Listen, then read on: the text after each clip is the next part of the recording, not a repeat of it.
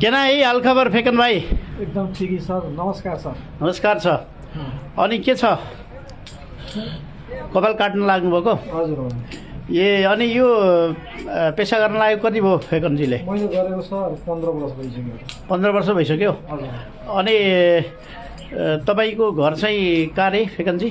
श्रीपुर भरतवा सर्लाहीबाट आएर मन्थलीलाई कर्मक्षेत्र बनाएर तपाईँले यो पेसा गरेको पनि 15 वर्ष भइसक्यो। 15 वर्ष भइसक्यो। ए अनि आजकल आय आम्दानी के कस्तो छ?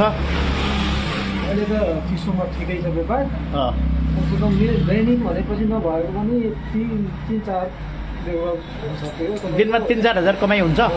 अनि यहाँ अरूले कति काम पाएको छ? तपाईँकोमा काम गर्ने मान्छेहरू राखेको छ कि आफ्नै भाइ? मेरो आफ्नै भाइहरू दुईटै आफ्नै भाइहरू छ। यो रामकेवल पनि यहीँ काम गर्छ? हजुर, यो मेरो भाइ। अर्को भाइ अजय भाइ पनि काम गर्छ? हजुर। गुड। यहाँ नमस्कार सर, यहाँलाई पनि स्वागत छ। नमस्कार सर। यहाँ के 3 भाइ नै तपाईँको यहाँ काम गर्छन्? हजुर, 2 दाजुभाइ काम गर्छ। ए 3 दाजु 3वटा छ पर्छ।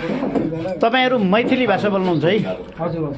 मैथिली भाषी हो? हजुर। ए अनि तपाईँको यहाँ चाहिँ कतिखेरदेखि कतिखेरसम्म? पसल बिहानै